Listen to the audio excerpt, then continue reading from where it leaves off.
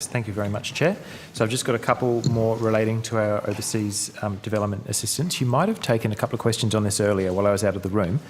Did anybody address Australia's ODA to Papua New Guinea for its hosting of the APEC Leaders Summit 2018? Does that come up? Yes, Senator. Senator Gallagher did so? Okay. Yes. I'm going to fast forward through these in that case.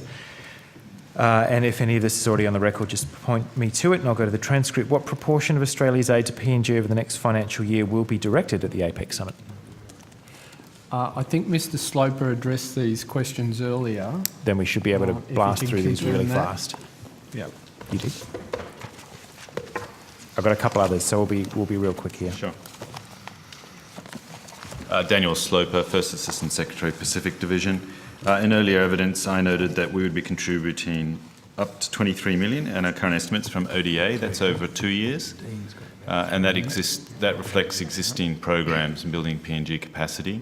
In addition to that, the AFP has received 48.2 million to provide support in regard to police capacity and its ongoing programs in Papua New Guinea. Some of that isn't ODA eligible, but I can't comment on that split. No, it's all right. I'd take that up with the AFP.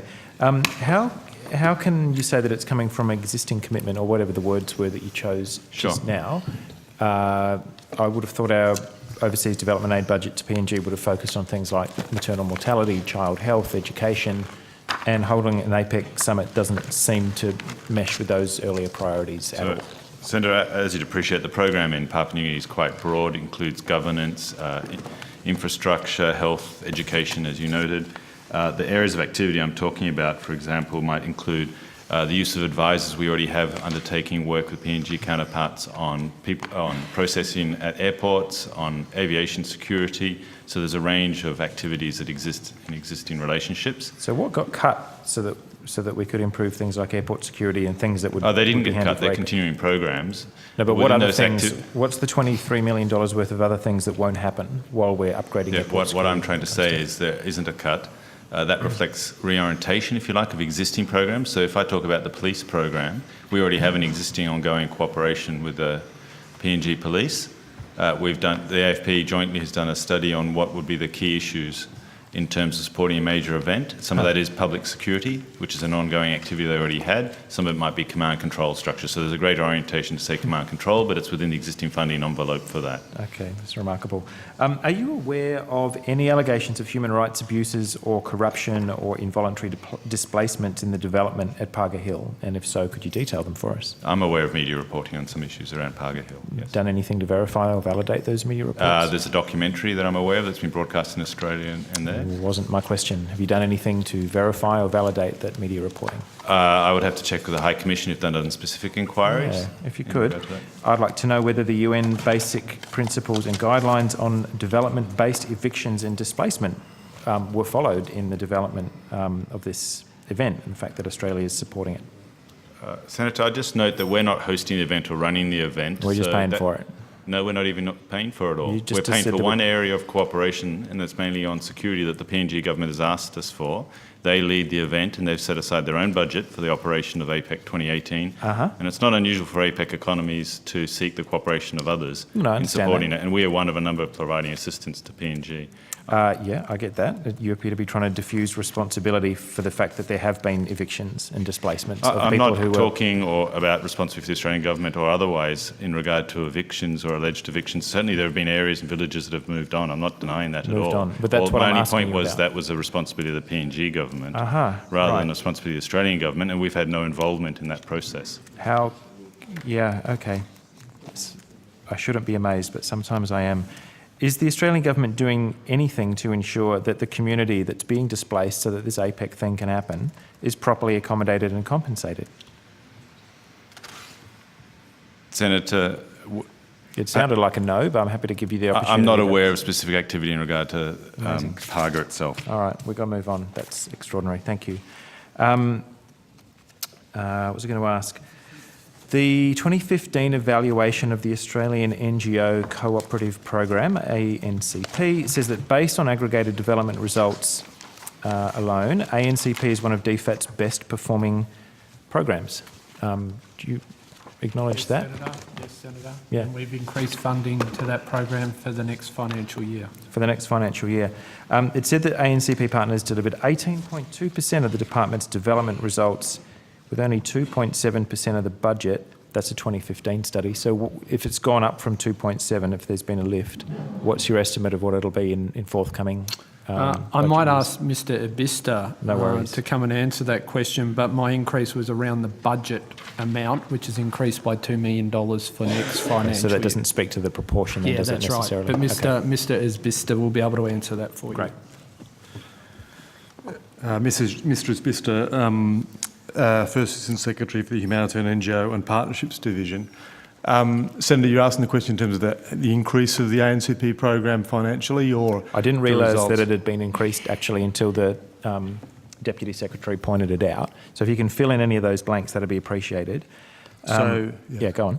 So the program is increasing next year from 127.3 to 129.5 million dollars. Oh, it's a fairly marginal increase then. Yeah, so it's an increase of 2.2 million. Yeah, got it. Thank you. So the 2015 evaluation report sketches that was basically 2.7% of the ODA budget as a whole, but that's going back a couple of years. If it's delivering such outsized benefits, more than 18% of the department's development results and outcomes, but with less than 3% of the budget, why are NGO partners not used more widely if they're delivering such outstanding results?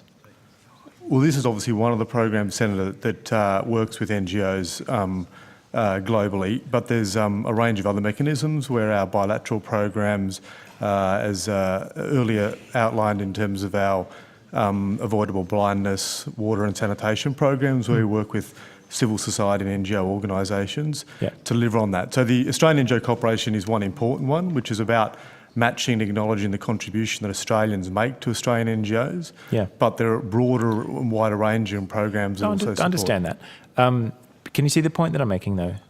97% of your budget isn't being spent with ANCP partners and with non-government organisations.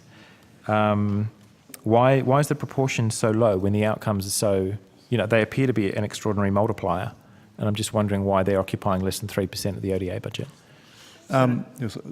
Yeah, sure. If I can just add there, Senator, the NGOs, last I looked, and we can take this on notice, but the funding for NGOs is around 14% of the program or thereabouts. So you're talking about a specific aspect of the program. Yeah. And that's been fairly constant over the last few years, but we can get it for you exactly. Yeah, and I think, I don't want to labour the point, but I think you understand where I'm getting to. All right, well, I'll move on then. Yeah, I'll just add to it, Senator. Yeah, please. It is also an issue about the absorption capacity and the ability for NGOs to effectively deliver on that. NGO programs, community development programs are quite intensive in terms of how they manage the resources, the staff units needed both here and overseas.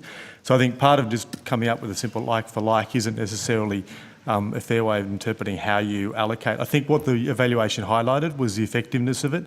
As Senator McDonald has said, it has resulted in a commitment and increase to the program. But we'll keep the senating on this side of the table. Thanks very much. Thank you, though. I take your point. Yeah, last one from me.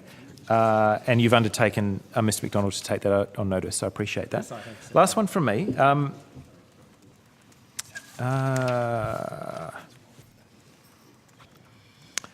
So target 4 of our aid focus, empowering women and girls status not yet achieved. We've raised a couple of questions before and you've replied to us on question on notice number 409 that shows that 20% of overseas development aid is managed by managing contractors. And what I'm interested to know about is you've reported that an increasing proportion of investments in the sector involve partnerships with private sector entities whose awareness of and ability to address gender inequalities in agriculture, fisheries and water need strengthening. I'm interested to know if the target of empowering women and girls has not yet been achieved and a large proportion of our budget spend is going through private sector partners. What are we doing to ensure that managing contractors as partners in ODA is actually delivering on the desired outcomes for the aid budget with particular reference to empowering women and girls and gender equality? Senator, the response, please. And so the expenditure on contractor contractors, again, is fairly consistent. In terms of our gender strategies, they're inbuilt in all our investments. The measurement we have around the target is around 80% being effective in the integration, at least 80% being effective in integration. Right. That has been progressively increasing, and it's up to 78% at the last, and it's our most robust indicator. So Okay. the evidence underpinning it is very strong, and it's a big focus. Well, we're out of time and the chair's winding me up. If you can just provide us on notice with anything in writing that shows how you're achieving that, like how the mechanics of how that's done. Thank you. Yes, Thanks Senator. very much.